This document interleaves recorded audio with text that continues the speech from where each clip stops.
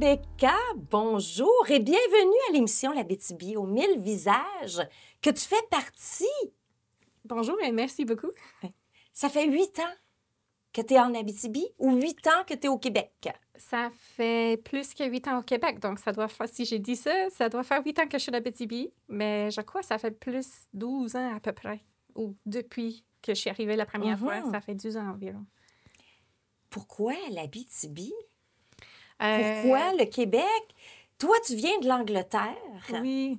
Donc, en Angleterre, j'ai fait mes études en sciences naturelles avec une spécialisme en géologie. Puis, par la suite, j'ai eu un stage à la Baie James pour une compagnie d'exploration minière ontarienne. Que le contrat de travail avec eux s'est prolongé après mon stage d'été. Et par la suite, je suis restée là 3 ans.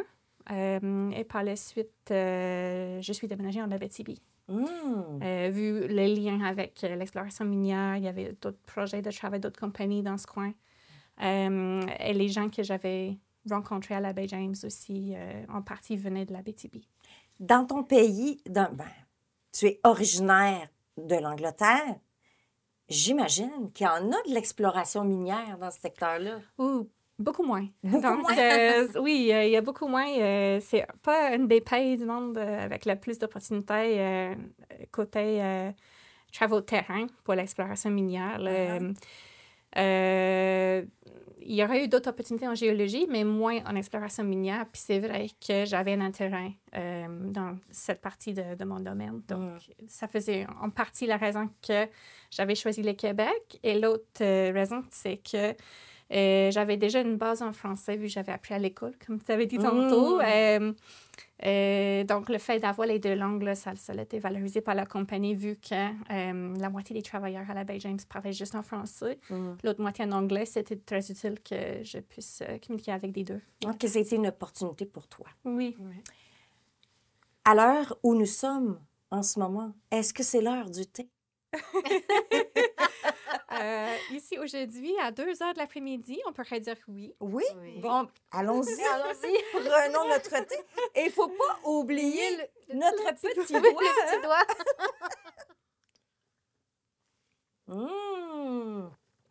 Très bon thé froid. Super. Est-ce un mythe, une légende ou est-ce vrai le petit doigt? Je crois que traditionnellement, dans le passé, les gens montaient le petit doigt dans les airs, soit un signe de l'étiquette ou le fait de bien se comporter. C'est dans l'ancien temps, pendant qu'il y avait les signes de politesse plus importants que d'autres. Aujourd'hui, non. Est-ce que les gens, étant donné qu'on est ici au Québec, puis qu'on te rencontrerait et on voudrait t'impressionner, le petit doigt dans les airs, est-ce que tu dirais... Moi, je me dirais, c'est une joke. OK, ça veut dire...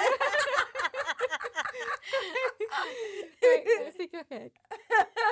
Donc, ça n'existe plus, ce beau petit doigt dans les airs, Non. à moins d'un signe de respect. Est-ce que dans la haute monarchie, étant donné que tu viens de l'Angleterre, est-ce que dans la haute monarchie, crois-tu qu'ils utilisent encore? Ça se peut qu'ils le font encore. Oui? La partie de la population qui a vraiment gardé des traditions comme ça se peut, mais je ne pourrais pas confirmer à 100%. Je suis pas certaine. Est-ce que tu voulais rajouter quelque chose? Moi, je voulais savoir ton choix de carrière. C'est pas commun. Non, c'était vraiment à l'origine, je savais que je voulais aller en sciences. Puis c'était pendant mon cours à l'université que j'ai décidé finalement de spécialiser en géologie parce qu'à l'origine, j'avais pris des modules en neurosciences. Puis c'était au moment que j'ai fait une étude dans un laboratoire l'été de mon 2e année de l'université que je me suis rendu compte qu'en fin de compte, côté travail, mode de vie, je préférais être sur le terrain. Puis les visites que j'avais faites sur le terrain en géologie, là, ça m'avait vraiment plu. Donc, j'ai... plaisait? Oui, c'est ça. Je trouvais ça intéressant de pouvoir décortiquer les événements passés. C'était un peu pour moi comme un puzzle à résoudre. Un casse-tête à Un casse-tête, résoudre. oui, un casse-tête. Un casse-tête. Tu sais, il y a des indices que tu vois sur le terrain que tu mets les morceaux ensemble pour comprendre comment on est arrivé là. Puis aussi, utiliser ces indices-là, ben, tu sais, en fait, c'est la base de l'exploration minière, là, de trouver des métaux, des dépôts. Donc, ça, puis aussi juste le fait d'être à l'extérieur. Les sciences en général, j'avais aimé, mais les deux côtés de la géologie me convenaient mieux, on dirait, que les autres modules que j'avais étudiés. Est-ce qu'il y avait beaucoup de gens en Angleterre, à l'université où tu es allée, qui s'en allaient vers ce domaine-là? En exploration minière, non, mais en géologie, il y aurait peut-être eu une trentaine, quarantaine. Quand même! Mais c'est des grosses universités quand même. Puis sciences naturelles, ça comprenait tous les sujets scientifiques. Fait que pendant notre première année, on était obligé d'apprendre mathématiques, chimie. En fait, pas nécessairement chimie, mais mes 4 sujets principaux avant de se spécialiser par après. Fait qu'il y avait beaucoup de monde qui commençait, puis que au fil des années, le nombre dans chaque groupe se réduisait. Donc, oui, quand même, je pense que... Je me rappelle pas très bien, mais quand j'ai commencé en première année, ah non, je sais même plus combien d'étudiants. À quel moment dans tes études où tu t'es dit, OK, moi, j'aime l'exploration minière. OK, on va prendre une carte, là, puis on va aller où? Où on va aller explorer? Quel pays on va aller explorer? Parce que j'imagine qu'il y avait d'autres choix de pays aussi, là. Oui, mais en fait, ça s'est pas fait exactement comme ça. En fait, je voulais retourner vers la géologie, mais j'avais un contact.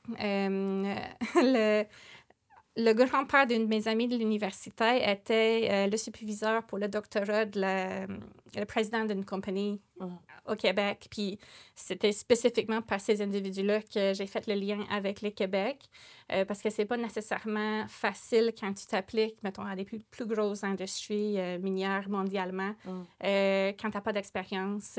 Surtout dans ce temps-là, il y avait une récession mondiale, fait qu'il y avait moins d'emplois. Donc, c'était en partie la chance, mais ils ont vu mon CV, ils ont aimé mon spécialisme, en plus le fait que j'avais une base de français, fait que ça donnait quand même bien. Puis, ça s'est fait comme ça. Mais donc, c'est complètement un hasard, là. Si j'aurais pas eu cette amie-là à l'université, là, je serais pas là où je suis. Tu serais pas ici aussi. OK. Là, tu parles très bien français. Oui. Hein? Là, je vais me référer à toi, Flora, là. Avec ton expertise, justement, d'accompagner des nouveaux arrivants en français ici, tu sais, à les aider à parler français. Si on prend ton côté académique, parce que tu as dit que tu as appris le français en Angleterre. Si on prend ton côté académique, est-ce que c'était assez formel comme académie? Oui, bien, en fait, je l'ai appris à l'école. Donc, en Angleterre, ce n'est pas une obligation d'apprendre une langue, un peu comme au Canada, c'est français et anglais, les langues nationales. Nous autres, c'est juste l'anglais. Fait qu'il n'y a pas d'obligation. Mais j'ai eu l'option pendant que j'étais au secondaire. Puis, en fait, j'avais étudié l'allemand et le français. J'avais aimé les deux. Puis... Est-ce que c'était le français de France? Oui. Oui, c'est sûr que j'avais jamais vraiment entendu le québécois avant de venir ici. C'était vraiment français de France. Fait que ça pourrait, j'imagine, ressembler à ce que les étudiants ici au secondaire en anglais apprennent. C'est un peu l'équivalent pour moi, mais en français. OK. Donc, quand tu es arrivée ici au Québec, puis tu as entendu parler français, québécois. Oui, non, Comment ça a été? J'étais perdue. Je me rappelle, mais les premières fois que j'avais écouté les conversations ici, j'ai dit, c'est drôle, j'ai l'impression qu'ils parlent en français, puis je devrais pouvoir le comprendre, mais je comprends absolument rien. Puis, je sais pas, au début, je savais pas pourquoi. Mais avec le temps, je me suis rendu compte que c'était pas juste l'accent, c'était aussi les expressions et même certains mots que, si on compare les Québécois avec le français de France, les mots ne sont pas pareils. Donc, avec le temps, il fallait que je fasse ce genre de traduction dans ma tête entre français de France et québécois. Et puis ensuite de l'anglais. Oui. Ça prenait un petit peu plus de temps. Fait que toi, tu rêvais 3 langues, là. Ouais. Oui.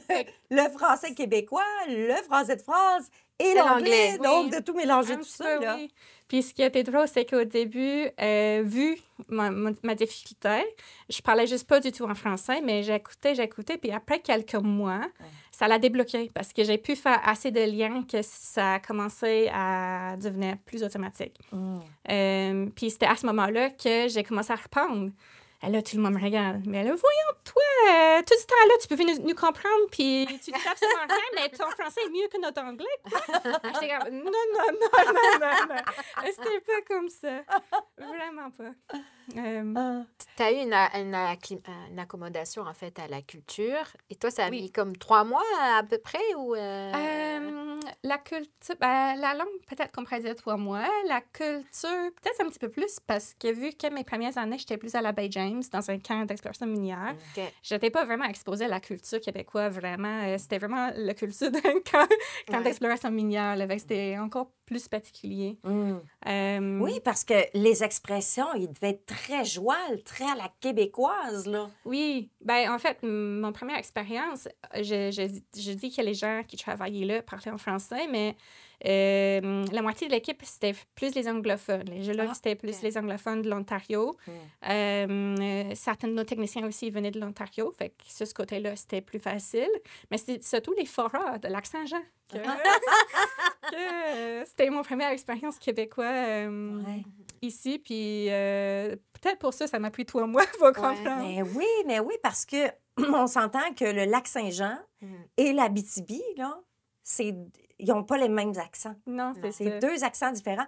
Et ils ont également leur propre expression, Oui, au même titre qu'ici en Abitibi. c'est ça. T'sais.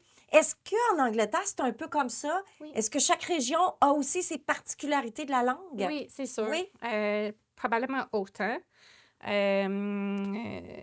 Parce que, oui, même si l'Angleterre, c'est un peu plus petit, la population est quand même très élevée. Puis, chaque région, c'est quand même très diverse. Puis, les accents sont très prononcés, que ce soit entre le sud et le nord de l'Angleterre, ou même certains secteurs autour de Londres. Ou, ensuite, à le Royaume-Uni, donc, tu as Pays de Galles avec leur accent vraiment plus particulier. L'Écosse aussi, l'Irlande, comme tu as dit au début. Donc oui, malgré que c'est géographiquement une région plus petite, il y a beaucoup d'accents. Est-ce que, parce que si on prend le côté anglais maintenant, Oui. le côté anglais canadien, tu as le côté anglais des États-Unis, donc plus américanisé, Oui. puis tu as le côté anglais de l'Angleterre. Donc, on s'entend qu'il y a des mots qui sont différents de ce qu'il y a ici. Tu sais, exemple comme lawyer, vous autres, ça va être un barrister. Plus. Oui, on dit lawyer, mais oui, on différencie entre barrister et solicitor. C'est ça. Donc, il y a quand même des mots qui vont différer. Maintenant, les Américains rient beaucoup des Canadiens anglais sur le côté de l'accent, mais sur le côté de l'expression « Hey, est-ce que tu as entendu beaucoup ça ici? Est-ce que ça venait fragiliser tes oreilles d'entendre un Ontarien, exemple, parce que c'est ces gens-là que tu as rencontrés, de dire « Hey » à chaque phrase ou presque qu'il disait? Il y avait certaines choses que certains gens disaient que je me rappelle que je trouvais drôle parce que c'était des petits manies qui répétaient. Mais c'est sûr qu'à côté, vu qu'il y a beaucoup d'émissions américaines qui sont diffusées en Angleterre aussi, on était déjà familiers avec les accents plus ici. Puis je trouve que par rapport à l'américain, les Ontariens, leur accent, c'était un petit peu moins prononcé ou moins fort. Donc, j'ai pas vraiment eu de difficultés. Puis je pense que dans le sens inverse, c'est sûr que c'est ça. Il y avait 2 géologues de l'Angleterre, moi puis une autre fille. Puis je pense que tout le monde avait plus de misère avec nos accents qu'à l'inverse. OK. Wow. Toi, de ton côté, Flora, Oui. étant donné que tu aides les nouveaux arrivants avec la langue francophone, est-ce que c'est des choses que vous aidez, tu sais, comme justement Rebecca? Rebecca, merci, un blanc de mémoire, Ouais. que Rebecca, elle arrive avec un certain français, elle l'a appris à l'école, mais dans un milieu plus français de France. Est-ce que vous les aidez aussi, ces gens-là, à s'adapter à la langue ici? Au niveau scolaire, vu que moi, je m'occupe d'accueillir les élèves, c'est sûr que les élèves francophones, ils arrivent aussi avec un français de France, international, comme on dit, mais ils ont aussi des termes français dans leur pays d'origine. Donc là, on leur donne aussi un support à la culture. Nous, on appelle ça un support à la culture. Pour qu'ils comprennent aussi, ils ont le temps de faire le transfert avec les mots en français international et le joual québécois pour se faire comprendre, mais aussi pour fonctionner dans la classe parce que certains mots, ils ne sont pas capables de le traduire comme tel. Là. Donc, il faut du support. Donc, on essaye de donner le maximum de support en faisant des activités culturelles à l'école ou bien à l'extérieur. Donc, moi, je transfère beaucoup d'informations aux familles, aux parents, pour que leurs enfants puissent participer aux activités communautaires, pour que eux et leurs enfants puissent s'adapter à la langue québécoise avec les organismes externes. Mais Rebecca, je pense qu'elle a fait aussi des activités externes pour s'habituer à la culture. Oui, pas nécessairement des activités organisées, mais c'est sûr que c'est depuis mon arrivée, là, j'ai essayé de connaître du monde, puis me trouver des activités pour m'occuper. Oui. Comment justement tu as fait ça, ce saut-là? Parce qu'il y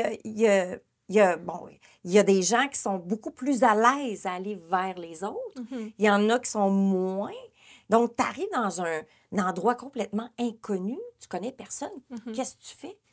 En fait, moi, j'ai décidé, surtout le domaine dans lequel je travaillais, c'était surtout dominé par les hommes. J'ai décidé de suivre une petite formation dans extension de cils, puis j'ai travaillé dans un salon d'esthétique à Amos, puis je me suis fait des amis de filles qui travaillaient là, puis ensuite mes clients sont devenus mes amis. Donc, c'était un peu ça, mon côté social, parce qu'en Angleterre, j'avais toujours l'habitude d'avoir beaucoup d'amis de filles, puis ici, j'en avais pas. Donc, c'était vraiment quelque chose de nouveau pour moi, mais ça m'a permis d'un peu plus m'intégrer dans la vie en ville, la ville la plus proche d'où j'habitais. Puis ensuite, je pouvais participer à des activités avec mes amis que j'avais rencontrés. Y a-t-il des défis? Tu sais, tu l'as dit, tu l'as mentionné un petit peu plus tôt. C'est un milieu dominé par l'homme. Le parcours carriériste que tu as. Y a-t-il des défis que tu as rencontrés? Tu sais, c'est une chose d'aller à l'école, puis ensuite d'être sur le terrain, dans un camp loin de la civilisation. À Bay James. Bay James. Tu sais, j'imagine que tu as rencontré des défis. En fait,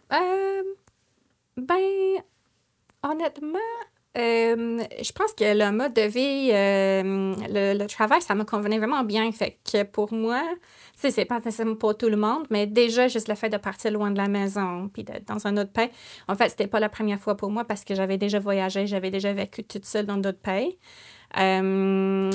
Puis, j'étais pas la seule fille non plus, même si c'était dominé par les hommes. Donc, dans ce sens-là, j'étais pas toute seule. Puis, de toute façon, même à partir de mon parcours à l'université, le domaine était déjà dominé plus par des hommes. Donc, j'étais dans un certain sens, habituée à ça. Mm. Puis en fait, aujourd'hui, je travaille encore dans le même domaine, mais la compagnie est devenue vraiment plus... il y a plus de femmes qui travaillent que mes anciennes employeurs. Donc, non, je crois que ça fait longtemps que c'est normal pour moi, vu que j'avais choisi ce parcours-là. Puis est-ce que y a-t-il eu un défi au niveau que tu viens d'un autre pays? Est-ce que l'adaptation ou l'accueil, Oui. t'accueillir? Donc, je crois que c'est un avantage pour moi d'avoir déjà voyagé toute seule puis habité toute seule, parce que c'est vrai que je me rappelle les premières fois que je me suis trouvée dans un autre pays toute seule, là, ça m'avait fait quelque chose, là, de vraiment sentir seule, en fait. Là. Ouais. Mais, tu sais, au moment que j'étais venue au Québec, j'avais déjà eu ces expériences-là. Donc, avant le Québec, je suis restée 4 mois à l'île de la Réunion, puis 3 mois à Luxembourg. Oui, c'est Ouais, c'est ça. Ah! Oui, Elle connaît l'ambiance de la Réunion. Ah oui, ah oui! c'était aussi un choix que j'avais fait après l'université parce que, justement, j'avais appris le français à l'école, mais je ne l'avais jamais pratiqué. Fait que j'ai fait exprès d'aller dans les pays où je pouvais améliorer mon français. Ouais. Puis si je n'aurais pas été 4 mois à l'île de la Réunion, puis ensuite 3 mois à Luxembourg. Luxembourg, il y a 3 langues qui se parlent, mais c'est tellement proche de la France, puis la Belgique, puis qu'il y avait beaucoup d'opportunités quand même à parler en français. Donc, cette expérience-là m'a aidée avant de venir au Québec aussi. Fait que donc, tu es une grande exploratrice. Ouais. Hein? Grande aventurière. Ouais. Oui, j'étais. Mais là, rendu ici, là, l'avantage de l'Europe, c'est que tous les pays sont proches. Puis c'est pas très dispendieux. Les vols d'avion, puis il y a beaucoup de diversité. Oui, en Europe. Parce que c'est Donc, pas ici au plus Canada, facile là. avant pour moi de voyager. Ouais. Depuis que je suis au Québec, là, mes voyages maintenant sont de retourner en Angleterre, voir le monde, voir ma famille, Ouais. plus qu'autre chose. Mais c'est sûr que le Québec est grand et le Canada est encore plus grand. Donc, j'ai même pas vu tout ce qu'il y a à voir dans mon nouveau pays. Oui. On va faire une petite pause, Rebecca. Ensuite, on va faire un jeu de langue. OK. Oui. Alors, on se voit tout de suite après la pause.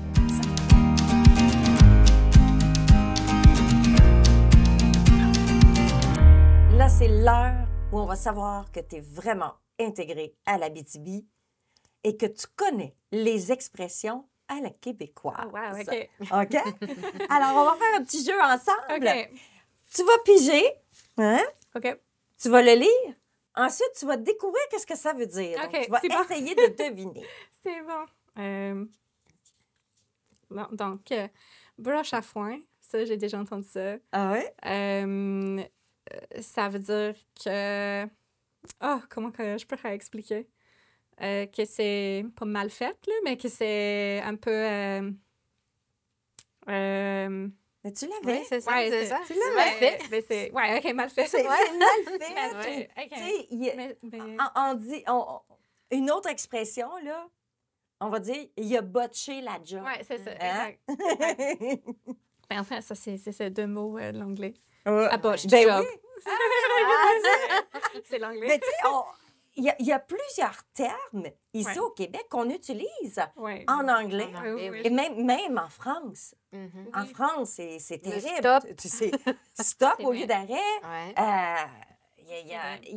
Et en plus, ils ne sont pas conscients nécessairement Non. qu'ils disent un mot anglais parce que c'est tellement intégré Oui. dans la langue Oui. et c'est devenu national. Là. Mhm. Ça, c'est un mot français pour eux, Ouais. mais Mais finalement, c'est c'est pas- utilisé de l'anglais. L'anglais, oui. Oui, Tu sais? oui, oui. On en Ça parle. arrive des fois en anglais aussi. Ah oui? Oui, les Anglais disent déjà vu ou Ah oui. j'ai pas d'autres exemples, là, mais Oui, oui, c'est vrai. On l'entend dans les films. J'ai pas il y a d'exemple non plus à donner, là, d'autres. mais c'est vrai. Des Oui. déjà vus. Puis ils aiment le prononcer. Hein. Oui. Ouais. Déjà vu. Ah oui. J'ai les trous dans le même socket. En fait, j'ai jamais entendu ça exactement comme ça. OK. Comment tu l'as entendu? Je sais même pas si J'ai l'impression de l'avoir peut-être entendu, mais je pense que j'ai jamais compris ce que ça voulait dire. Donc, OK.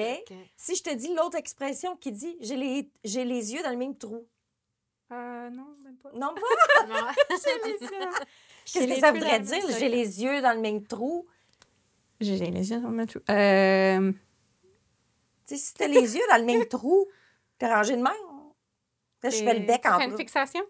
Je sais pas. T'es fixé sur quelque chose ou... Non, ça veut Je dire sais que tu pas. vois rien. Ah, OK. Hein? OK. J'ai les Non, yeux ça, dans le même je savais socket. Si tes yeux dans le même OK. socket, t'as rien vu. Tu sais, OK. la tasse est là. Rebecca, la tasse OK. est là. Je la vois pas, la tasse. OK. Mais t'as les yeux dans le même socket. Tu vois, si je l'ai Ouais. entendu, je savais pas ce que ça veut dire. Ça m'arrive encore aujourd'hui. Ah ouais, Ouais. tu vois? Et on n'a pas fini. Il y en a plein d'expressions. Né pour un petit pain. Non, je sais Non pas ce que ça veut dire. Né pour un petit pain. Non, parce que ce qui arrive, là, c'est que des fois, il y a une occasion pendant la conversation de dire qu'est-ce que ça veut dire. Mais ça va vite des fois, donc... Ah oui, hein? Puis là, tu poses pas la question à c'est- savoir non, qu'est-ce c'est- que ça veut dire. Et souvent, je vais entendre ce genre de choses, mais je me rends même pas compte que j'ai manqué. Tu vois, Oui, je ouais. comprends. Est-ce que avec ton conjoint, parce que tu as rencontré ton conjoint, c'est quelqu'un qui est natif d'Abitibi? Oui. Ah Est-ce non, que vous avez est-ce qu'il en sort des expressions? Puis Oui, il y a quelquefois, même tu dis, à chaque nouvelle personne que je rencontre, je dirais que j'apprends encore des nouvelles choses parce que chaque personne a des choses qui sont habituées de répéter. Donc oui, avec mon conjoint, qu'est-ce que je me rappelle? Je sais qu'il y avait plein de choses, mais là, je me souviens plus. Mais oui, c'est sûr qu'il m'a appris des bonnes expressions québécoises que je connaissais pas avant. mais lui, comment est-ce que tu l'as rencontré ici, là? J'ai décidé sur un coup de tête de m'acheter une motocross, mais j'avais pas de bottes de motocross. Donc, j'ai été acheter des bottes de motocross, puis il était directeur des ventes chez Restlaco Amos. OK. Puis, il m'a servi. Puis, on s'est vu sur une couple d'occasions parce qu'au moment que je t'ai passé, les bottes n'étaient pas à ma taille, puis il allait recevoir une livraison. Donc, je suis retournée une deuxième fois, puis ça a commencé comme ça. Puis là, il a dit, est-ce que tu veux prendre un thé? Non. Ah, là, c'était avec les chaussures. Cendrillon. Ah, c'est ça! Cendrillon! Et est-ce qu'il t'a essayé les chaussures? Non. Non! Non. Allez, Non. Ça aurait pu, hein? Ouais, mais là, ça fait combien d'années que tu es avec ton conjoint? Là, ça fait 3 ans. 3 ans. Ouais. Vous avez déjà un enfant. Oui. Il y en a un deuxième qui s'en vient. Exactement, oui, ça va vite, mais ça va très bien. Oui. Donc, j'imagine que lui est pur québécois, abitibien, Oui. un langage plus joual. Oui. Comment est-ce que vous avez réussi à vous comprendre? Ah, ben, tu sais, déjà, ça faisait plusieurs années que je suis restée ici. Donc, au moment de le rencontrer, là, j'avais pas du tout de misère à le comprendre. Là. OK. C'était vraiment juste un peu comme dans ce sens-là. Là. Il me sortait des phrases de même, puis je faisais, ça veut dire quoi, ça? Mais non, il n'y avait pas de difficulté à se faire comprendre. Puis même lui, il avait toujours écouté des émissions quand c'était la langue d'origine d'un film ou quelque chose était déjà en anglais. Là, il avait l'habitude de l'écouter en anglais. Donc, à l'inverse aussi, il n'a pas eu beaucoup de difficultés à rencontrer ma famille puis se faire comprendre. Son anglais est meilleur que le français. Donc, OK. Donc, il parle quand même l'anglais. Oui. Fait que de cette façon, c'est plus facile avec la famille. Hein? Oui. Parce que c'est pas évident. Tu sais, quelqu'un comme toi, tu sais, qui parle anglais, juste anglais, rencontre un francophone. Oui. L'amour, hein? L'amour, il n'y a pas de frontières, il n'y a pas de langue. Alors, c'est d'essayer de se comprendre. Puis après ça, c'est de réussir à avoir une relation avec la famille. Oui. Dans cette langue-là aussi. Oui, donc on avait un avantage sur les deux côtés qu'on avait déjà... Lui, il avait déjà un peu d'anglais, puis j'avais déjà pas mal de français. Donc, c'est pour ça que ça a été aussi vite.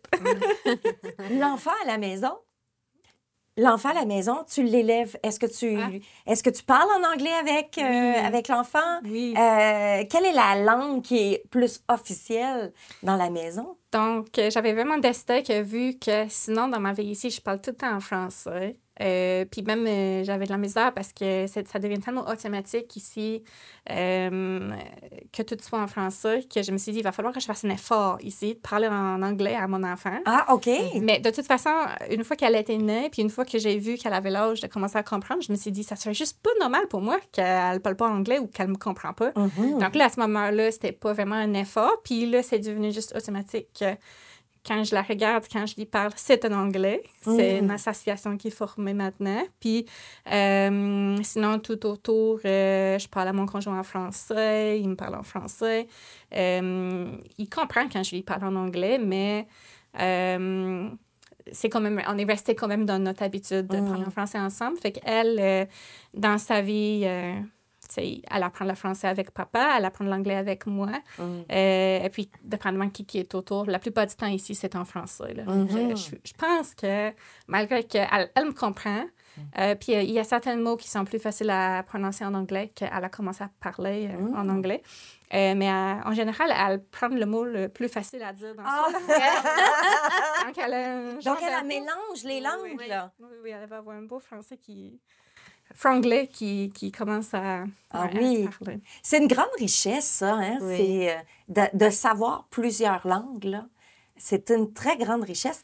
Toi, t'en parles plusieurs, je pense, aussi? Plusieurs avec les enfants que j'ai, oui. Mais ma langue maternelle, je le parle aussi avec mes propres enfants. Donc, ils me comprennent, mais aussi quand on retourne dans nos familles d'origine, la communication va plus vite avec les grands-parents. Donc, c'est vraiment une richesse pour les petits de garder leur langue maternelle.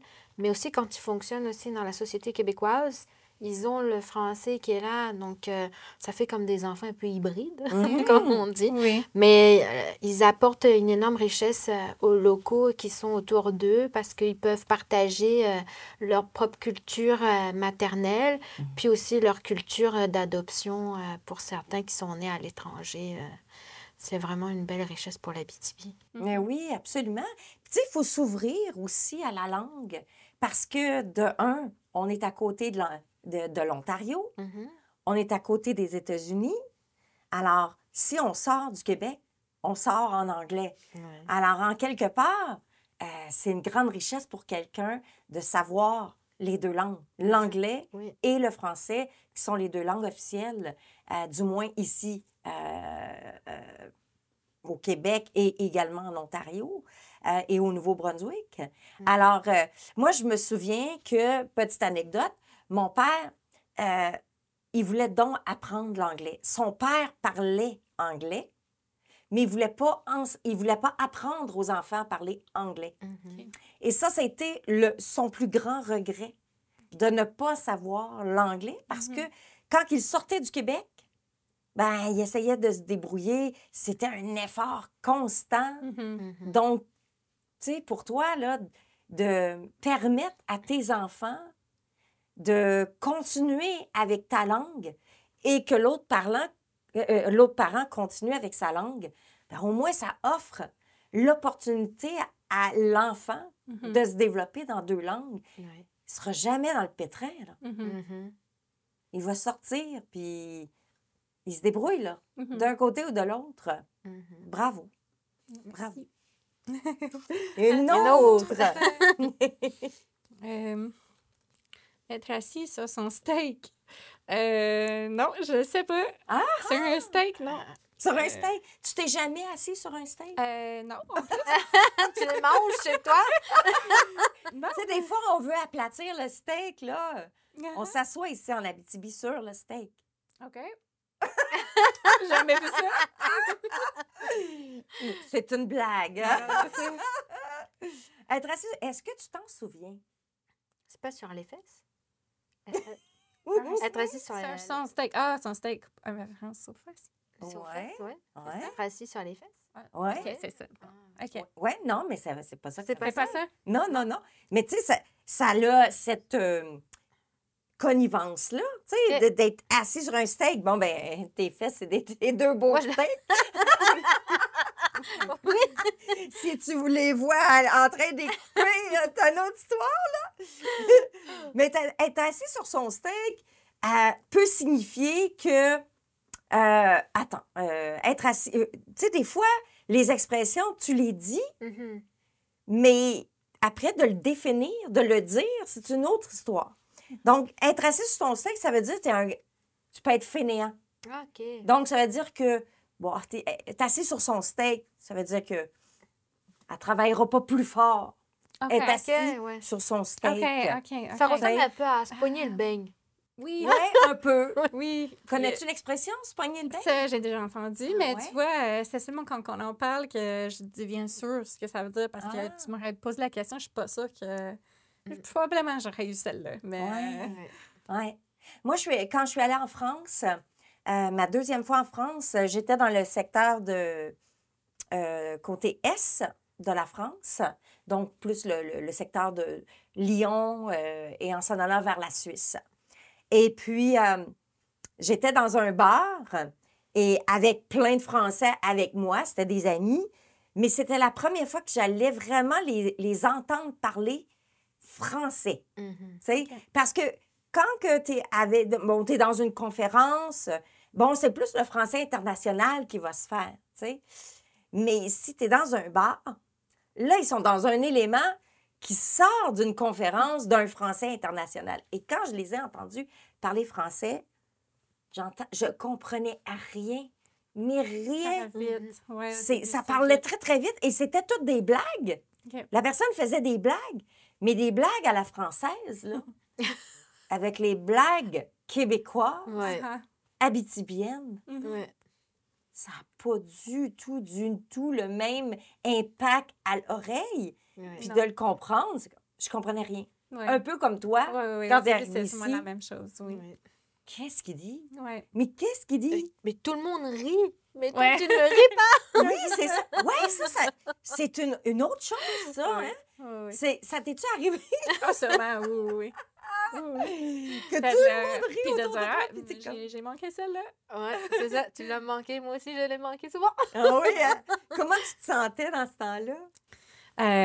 C'était mon nouveau normal. Là. Tu sais, comme tu dis, juste suivre les conversations, là, ça allait vite.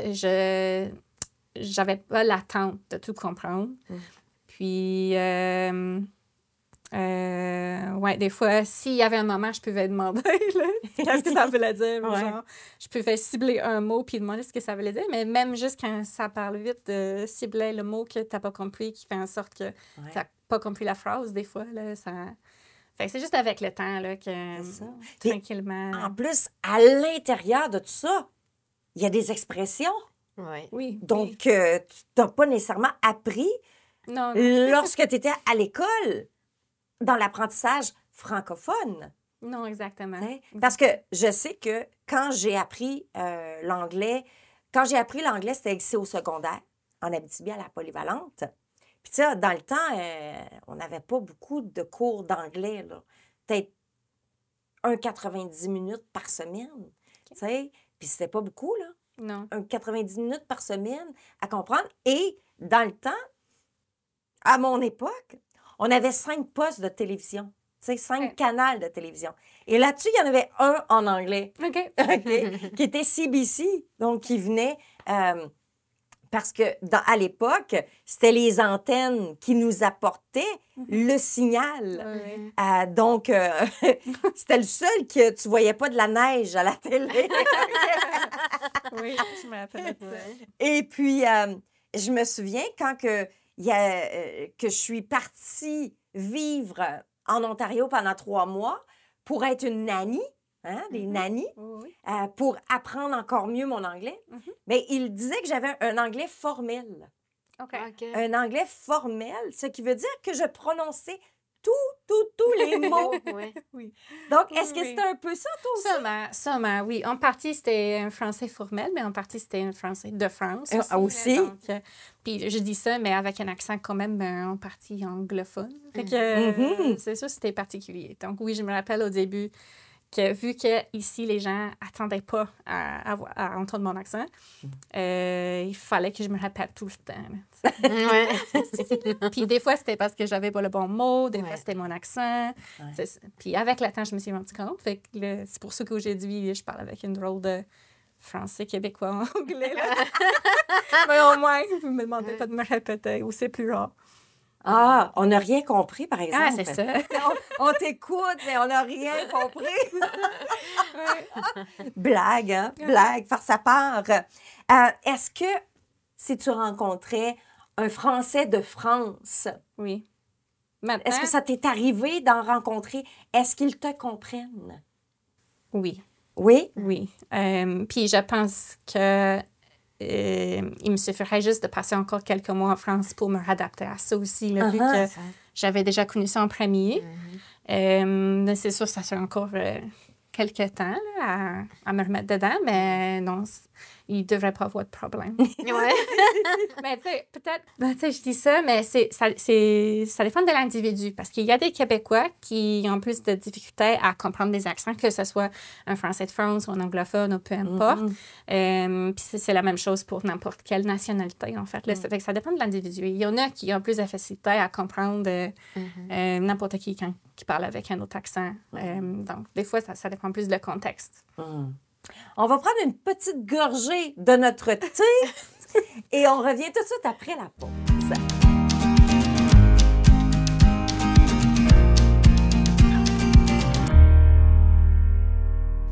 Donc, je disais à Rebecca, un nouveau visage nous amène à chaque fois une nouvelle découverte de la culture, de la langue, et ça nous donne envie de nous enraciner encore plus dans la culture. Et puis là, on dit, ah, enfin, je réussis à tout comprendre, mais c'est pas vrai.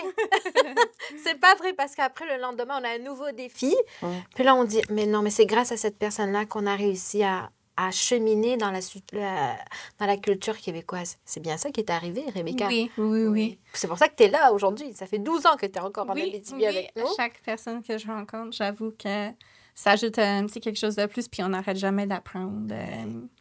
C'est sûr qu'encore aujourd'hui, mon anglais est meilleur, puis j'ai plus de vocabulaire en anglais qu'en français. Malgré qu'avec le temps, j'ai l'impression de perdre mon anglais un peu. Ah oui? Oui, juste parce que ici, je raconte toutes mes histoires, tout ce qui se passe en français. Puis après ça, quand je raconte la même chose à ma famille, je pense plus en français. Puis des fois, je me cherche des mots où je me dis, OK, non, des fois, je leur dis, OK, non, on dirait qu'on dit pas ça comme ça, mais... Ouais.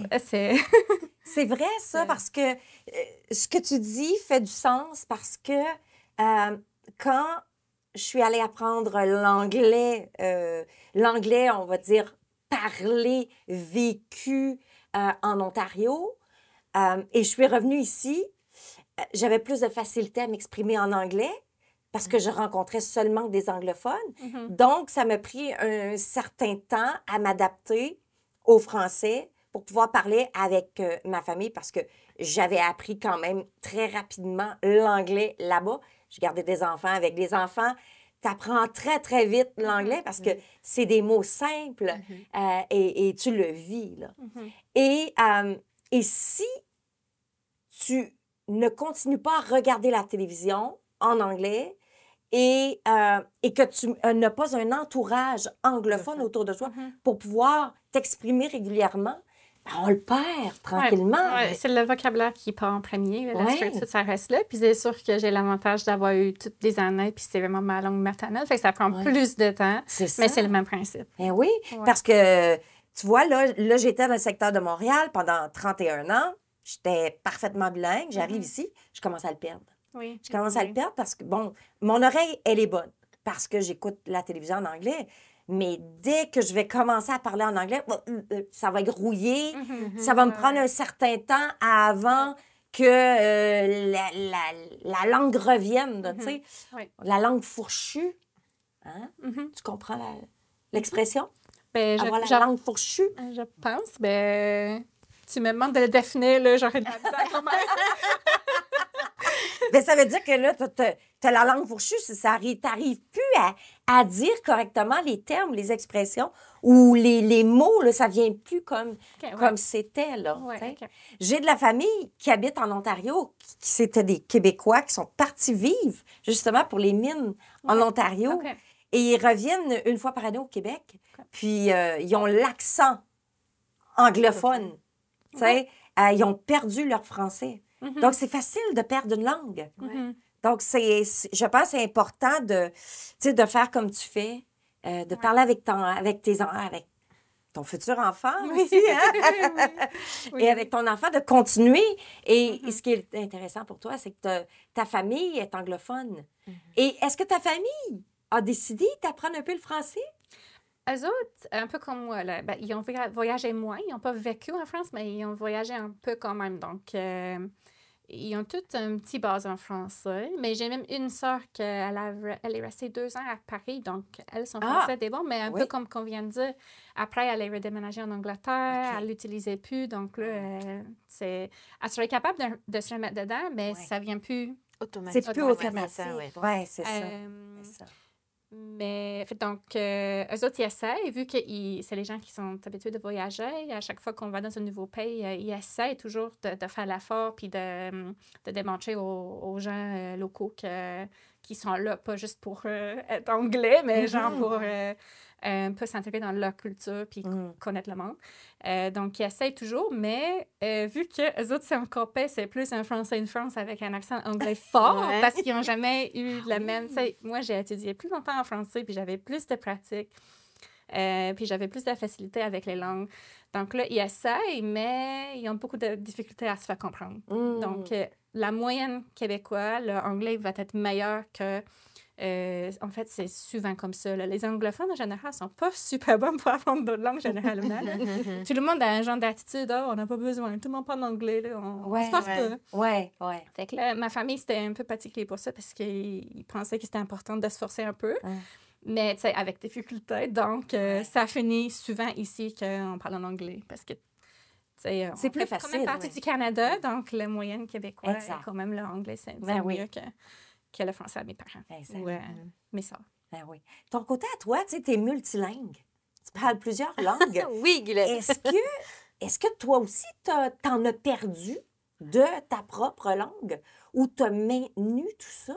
La première année que je suis arrivée au Québec, j'ai eu beaucoup d'adaptations culturelles, langagières et aussi des défis de socialisation.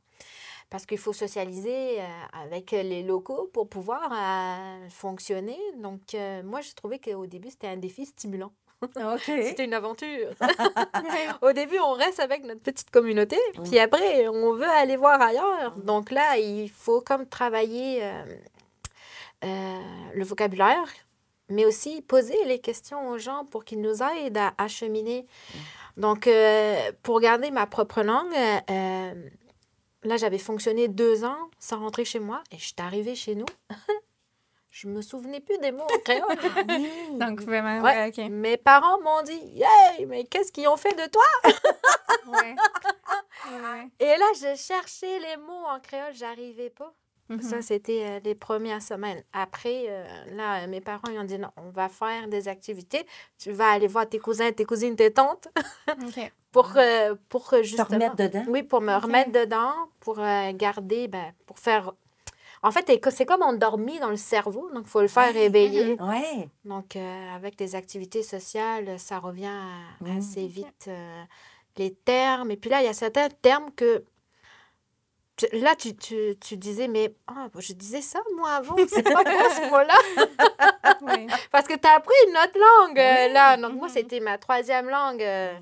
J'avais déjà eu l'anglais avec mon premier voyage en Irlande. Puis là, j'avais le français de France, puis j'avais le créole. Puis là, j'apprenais le français québécois en même temps.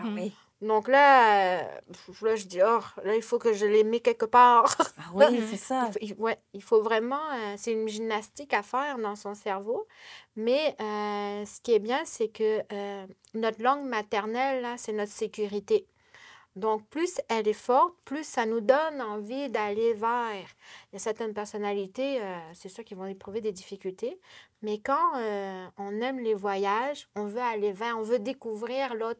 Et l'immigration, c'est toujours un échange entre la culture d'accueil et la personne immigrante. Donc, quand tous les deux sont prêts à échanger, on fait des beaux voyages ensemble. Donc, on a plus le goût, en fait, de rester, mais pour connaître l'autre. Et puis, nous, on a envie de partager avec l'autre. Donc, ce qui fait, à un moment donné, on fait des maillages de langage. J'appelle ça, moi. Oui. Mais en quelque part, il y a un choc culturel qui se passe parce que on change de pays, on change de culture, on connaît une nouvelle culture. C'est de la découverte, surtout quand on est explorateur et exploratrice, comme vous deux. Mais c'est un choc linguistique aussi quand c'est pas la même langue. Oui. Toi, dans ton côté, créole, on s'entend-tu qu'au Québec, C'est pas commun. C'est pas commun. pas en Abitibi, en tout cas? Non. Puis il y a...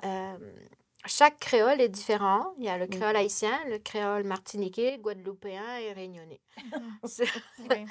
Donc là, quand tu arrives, tu dis que tu parles créole, là, il faut aller chercher le bon créole. Mais avec la langue créole réunionnaise, c'est un mix de toutes les autres nations mélangées. OK. Donc, un peu de portugais, un peu d'arabe, un peu d'Amérique latine, un peu d'Europe. Donc, c'est tout mélangé ensemble, ce qui fait que ça se rapproche quand même assez du québécois. OK. On n'utilise pas des termes joual, mais ça se rapproche. Ouais, je me rappelle quand j'étais là-bas, l'amie que je me suis faite, elle m'avait dit que, mais il y a une autre place dans le banque qui parle la même langue que nous. Et j'étais comme, t'es sûre?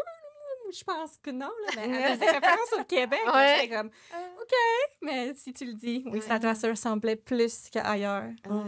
Le moins et le pitoué, là, moi aussi, je l'utilise. Moins, pitoué, oui, on l'utilise aussi. Ah oui? Ouais. Ah, c'est intéressant, ça. Là, il y a les chocs culturels, chocs linguistiques, Linguistique, oui. mais il y a également les chocs de température et de climat. Oui. En Angleterre, on imagine... Moi, je suis jamais allée en Angleterre.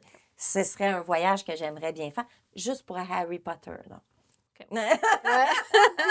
Non, mais pour vraiment T'as le découvrir la stéréotype de culture. l'Angleterre. Oui, exact. hein. Mais c'est quoi le climat là-bas?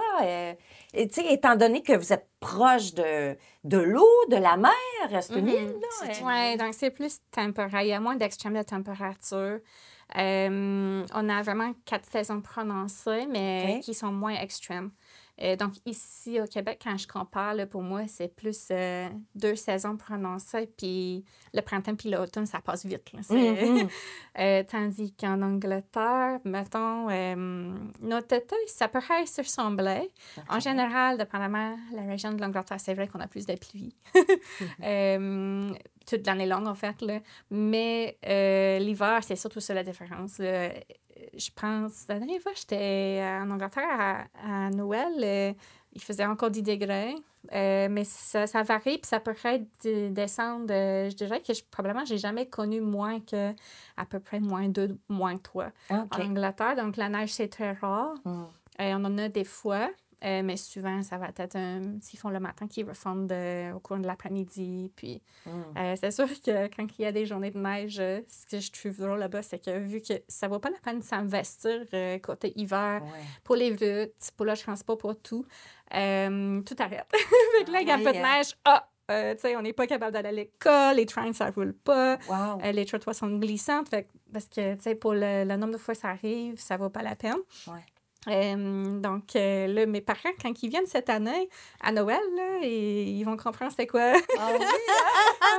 Ils vont voir que les gens, ils continuent à vivre. Ah oui, c'est ça, exact. Ça va être tout un choc pour eux de voir ça. C'est intéressant pour eux, oui. Mais même eux autres, ils sont venus... la dernière fois, ils sont venus en avril. Donc, il y avait un petit restant de neige d'hiver.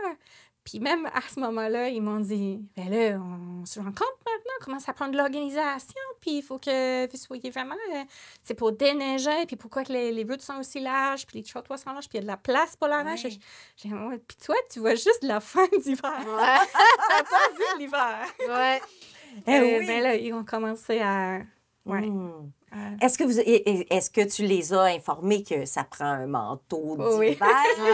Oui, ça fait longtemps qu'ils savent. Là. Je pense que c'était dans mes premières années là, qu'ils me faisaient rire. Surtout ma mère, à un moment donné. Je me rappelle quand j'étais à Bay James, puis dans le camp d'exploration, là, on avait une bloc pour des douches, puis il fallait que je fasse le chemin entre la douche puis ma cabane la nuit. Puis c'était la première fois que j'avais connu des moins 30 ou même... À la Bay James, des fois, ça pouvait aller jusqu'à moins 50. Mais j'avais dit à ma mère, c'est drôle, là, tu sors de la douche, puis d'un coup, de même, tes cheveux sont raides.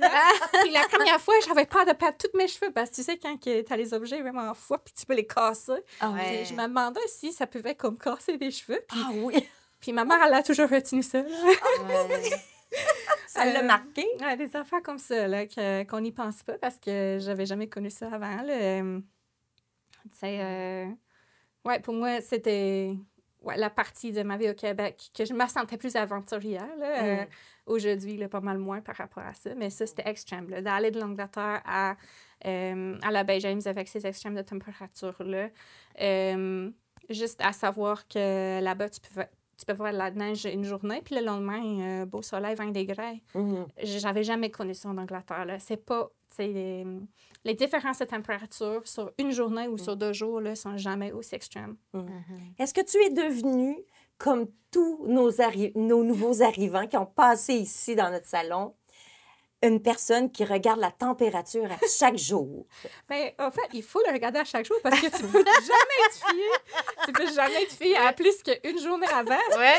Donc, en Angleterre, j'avais l'habitude de regarder la semaine d'avant, puis ça pouvait être pas mal fiable.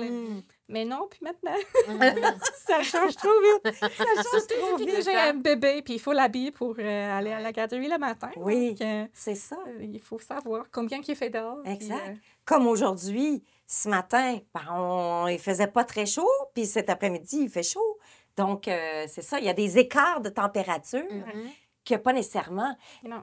Vous, on va terminer là-dessus. Est-ce qu'il y a une saison des pluies puis une saison sèche? Est-ce que c'est un peu comme non, en Afrique? Ça, c'est plus tropical. C'est plus tropical? Non, on est vraiment dans une région plus tempérée, donc en général, il y a plus un buffer pour la température. C'est beaucoup moins changeant. Puis pour la pluie... si je serais météorologue, je pouvais vous dire mieux, là, mais pour moi, il y a la pluie toute l'année longue. Peut-être, j'allais dire peut-être moins à l'été, mais ce qui arrive à l'été, c'est qu'il peut y avoir les orages pareils, donc c'est créé par les chaleurs, donc... Le plafond, il est quand même assez bas. Tu sais, quand on dit le plafond, c'est le ciel. Qui est assez bas, oui, donc les nuages. Oui. Est-ce que ça devient un peu démoralisant quand on habite là-bas? Oui, mais je pense que c'est aussi, tu sais, un peu avec l'hiver, avec les journées plus courtes. Mais ce que je trouvais intéressant aussi, c'est qu'on est vraiment à le même niveau de latitude qu'ici. Donc, en fait, pour le noirceur, parce que c'est surtout ça là, que je trouve que, tu sais, décembre, janvier, là, les journées sont courtes, il fait noir tôt, mais c'est exactement la même là-bas que... Longitude et longitude. Oui, qu'au Québec. Donc, oui, de ce côté-là, je trouve que c'est plus ça qui donne sur le moral. Mais c'est sûr que la lumière aussi, ça a un effet. Mais l'avantage qu'on a là-bas, vu que l'hiver, il fait moins froid, on pourrait rester dehors, on peut faire plus d'activités à l'extérieur plus facilement l'année longue. C'est sûr, ici, on peut s'habiller mieux, faire du ski, mais quand même, dépendamment de la température, c'est plus touché. Mais là-bas, il n'y a pas de ski de fond. Non. Il n'y a pas de raquettes. Non. Peut-être qu'il y a du patinage, peut-être. Un petit peu, oui. Un petit peu. Pas de sirop d'érable. Non. Oui, pas de sirop d'érable. Non, c'est ça. Hey, un gros merci. Ce fut vraiment intéressant de t'avoir. Et aujourd'hui, ça a été consacré à la langue en soi parce que je crois que ça avait vraiment un propos, mais un exotisme. Tu nous as apporté, tu nous as fait rêver aujourd'hui. Bon. Merci beaucoup, Rebecca. Merci beaucoup. Ça t'a fait rêver. Super, merci à vous. Oui. Merci pour l'invitation. Nous, on va se voir la semaine prochaine avec un ou une autre invitée qui va nous amener dans un autre pays à découvrir.